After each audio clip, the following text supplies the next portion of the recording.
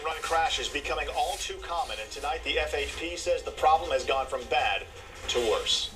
Good evening, everyone. I'm John DeCepolo. And I'm Stephanie Watson. Thanks for joining us. It's the law. You must stay at a crash to help victims and aid police.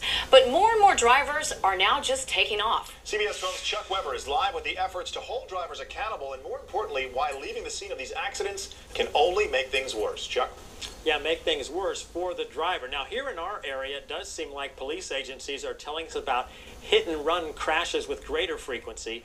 Today, the Highway Patrol holding news conferences around the state, raising awareness about this growing problem.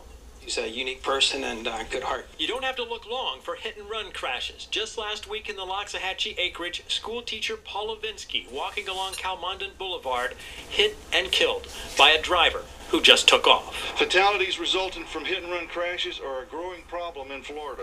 The Highway Patrol putting out the word about hit-and-run crashes. More people, it seems, are ignoring their moral and legal responsibility to stay at a crash scene. It's sort of hard to get away with it nowadays. Recently retired Palm Beach County prosecutor Ellen Roberts, she says hit-and-run crashes may be increasing, but so are technological advances helping investigators track down offending drivers.